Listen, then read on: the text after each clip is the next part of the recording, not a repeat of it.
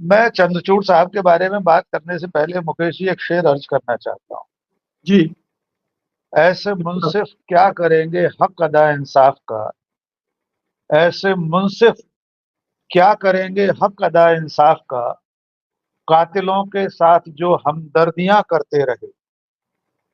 वाह। चंद्रचूड़ साहब ने डाइस पर बैठकर कहा कि अनिल मसीह जमहूरियत का कातिल है, लोकतंत्र का हत्यारा है, लेकिन कोई सजा नहीं।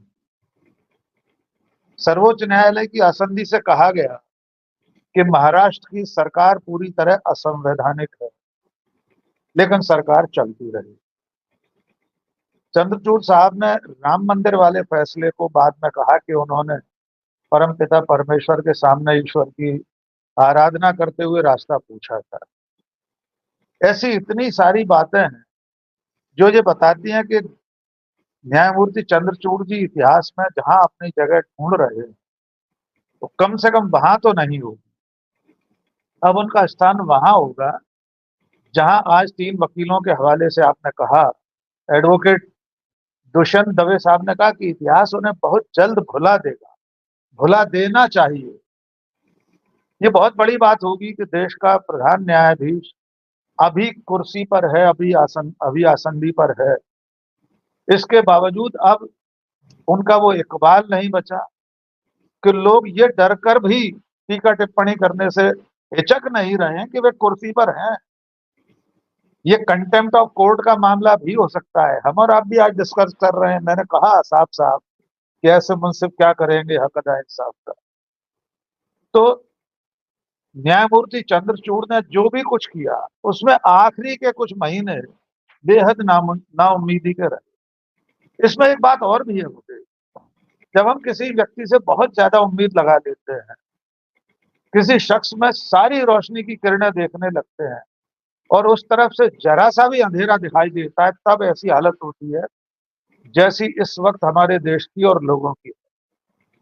आपको याद होगा मुकेश जी, महीनों पहले जब भी ऐसी कोई बात होती थी कि लोग कहते थे हमें सुप्रीम कोर्ट से उम्मीद है, हमें न्यायमूर्ति चंद्रचूड़ से उम्मीद है, तो मैंने आपके पटल पर दसियों बार ये कहा है कि हमारे लोकतंत्र के लिए ये अच्छे संकेत नहीं है किसी एक व्यक्ति पर जाकर सारी उम्मीदें टिक जाए। कल वो व्यक्ति नहीं होगा कुर्सी पर, तब क्या होगा। मैंने हर बार कहा है कि व्यवस्था को काम करना चाहिए, व्यक्ति को नहीं। और इसीलिए बिल्कुल। लोग इस वक्त इतने ज्यादा निराश हैं वो, क्योंकि उन्होंने व्यक्ति से उम्मीद कर ली थी। और व्यक्ति न्यायिक प्रक्रियाओं को बलाए ताक रख के पूजा की अलमारी के सामने खड़े होकर या अपने पूजा कक्ष में बैठकर फैसले सुना रहा था। तो ये नाउम्मीदी तो आपके हाथ में आनी ही थी, क्योंकि आपने व्यक्ति से अपेक्षा की। और उस व्यक्ति ने क्या किया? उस व्यक्ति ने चंडीगढ़ के मामले में जिसे लोकतंत्र का हत्यारा कहा, उसे कोई सजा नहीं दी। कम से कम मेरे संज्ञान में आज तक नहीं है। महमूद पराचा साहब हमारे संज्ञान में ला दें कि अगर उसे कोई सजा मिली हो तो हमें हमें मालूम नहीं। और आखिर में इस वक्त जिस तरह से वे सफाई पेश कर रहे हैं, तो ऐसा लग रहा है कि वे दाढ़ी में हर रोज सुबह उठकर तिनका ढूंढ रहे हैं। आपको क्यों ऐसा कहना पड़ रहा है कि मेरे घर पर प्रधानमंत्री आए, पूजा करी, तो इसमें कोई बहुत बड़ा गुनाह नहीं हो गया? आपको क्यों ऐसा कहना पड़ रहा है कि अदालतों से ये अपेक्षा करना कि वे हर फैसला सरकार के खिलाफ सुनाएंगे, सरकार के पक्ष में सुनाए गए फैसले पक्षपात नहीं है? ये क्यों कहना पड़ रहा है? कहीं कोई अपराध बोध है? कहीं कोई भीतर से आपकी आत्मा आपको कचोट रही है? यद्यपि आत्मा कचोटती होती तो आप आसन पर बैठकर जितने प्रवचन देते थे वे कागज में लिखते भी। कितने सारे ऐसे मामले हैं मुकेश जी जिसमें हम सब लोग उम्मीद करते थे कि इतनी बड़ी बहस हुई है, बहस में सुप्रीम कोर्ट ने ये कह दिया है, अखबारों में खबरें छप जाती थी, सरकारों को लताड़ा, ये कहा वो किया, लेकिन जब फैसला लिखा जाता था, जब बिल्कुल। प्रोनाउंस वे करते थे, तो उसमें वे चीजें शामिल ही नहीं होती। तो क्या सबसे बड़ी अदालत सिर्फ प्रवचन देने की कोई व्यासपीठ है? क्या आप प्रवचन देंगे और फैसला सुनाते समय, कागज पर उतारते समय उसे शामिल नहीं करेंगे अपने फैसले में?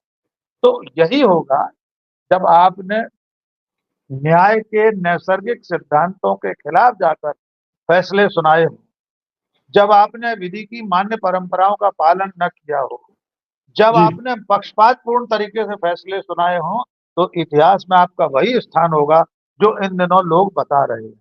बाकी कल क्या होगा हम नहीं जानते। बिल्कुल। वे लोग हाँ, जिनसे है पांच तारीख वर्क रोशन, वे लोग जिनसे है तारीख वर्क रोशन, हमारे अहद में होते तो खुदकशी करते। इतिहास में जिन लोगों ने न्याय की किताबों में नजीरें पेश की हैं, वे अगर आज का ये निजाम देखते, आज के सर्वोच्च न्यायालय की प्रक्रिया देखते, तो वे खुदकशी कर लेते। ये मुकेश बिल्कुल। देखिए, इस पिछले पूरे एक लंबे वक्फे में जब से वे वहां हैं, उन्होंने उदाहरण के लिए ऐसा बता दिया कि अर्णब गोस्वामी को जमानत देना कोई बड़ी भारी नजीर उन्होंने पेश कर दी। बीच के तमाम नाम जो आप लोग भी गिना रहे हैं, वही नाम मैं भी गिनाना चाहता था।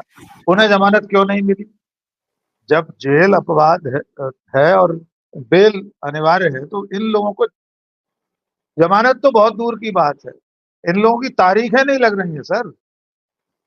शर्जील इमाम और दूसरे साथी की तो तारीख नहीं लग रही आज तक, बिना किसी सुनवाई के लगातार 4-4 साल से जेल में है। तो इस तरह की बातें करके वे कितना भी अपना कामकाज ढकना चाहें, लेकिन देश के सामने है। भीमा कोरेगांव के मामले में हमने देखा था किस तरह से फर्जी तरीके से मुकदमे बनाए गए थे, कंप्यूटर में छेड़छाड़ करके जिन लोगों को आरोपी बनाया गया, लंबे समय तक वे जेल में रहे। फादर स्टेंस को एक पानी पीने के लिए स्ट्रॉ नहीं मिला। आप कल्पना कर सकते हैं ये वही सुप्रीम कोर्ट के चीफ जस्टिस हैं। क्या ये इनके सामने नहीं हुआ? इस देश में कितनी ऐसी घटनाएं हो रही हैं जो खुद अदालत के आदेशों का उल्लंघन है। अभी ताजा मामला है सर, 2 सितंबर को सुप्रीम कोर्ट ने बुलडोजर पर रोक लगाई, अंतरिम आदेश दिया, उसके बाद पूर्ण आदेश दे दिया। उसके बाद कितनी राज्य सरकारें कि जो रोज बलाए ताक रखकर सुप्रीम कोर्ट के उस आदेश को कचरे के डब्बे में फेंक कर और रोज बुलडोजर चला रही, ये नहीं दिखाई दे रहा उनको? तो जब इस तरह का आपने काम किया है, बीच में कई और उदाहरण, बंगाल के हाईकोर्ट जजेस का नाम शीतल जी ने लिया, मध्य प्रदेश के एक हाईकोर्ट जज रिटायरमेंट के दिन अपनी विदाई पार्टी में कह रहे थे कि मैं तो आजीवन संघ का कार्य करता था और अब भी हूं, यहां से सेवानिवृत्त होकर शाखा में जाऊंगा। जस्टिस अरुण मिश्रा एक सार्वजनिक समारोह में, महमूद पराचा साहब को उनके शब्द याद होंगे, उन्होंने प्रधानमंत्री के शान में कैसे कैसे कसीदे काढ़े थे। बाद में सेवानिवृत्त होकर वे राष्ट्रीय मानवाधिकार आयोग के चेयरमैन बन गए। तो जब ये सब होगा तो समाज का विश्वास भंग होगा। वो अंतिम पायदान है जहां से इस लोकतांत्रिक व्यवस्था में आम नागरिक उम्मीद लेकर जाता है। हम और आपसे भी, मीडिया से भी जब निराश हो जाता है तब वहां जाता है, कार्यपालिका, न्याय और व्यवस्थापिका और खबर पालिका से निराश होकर।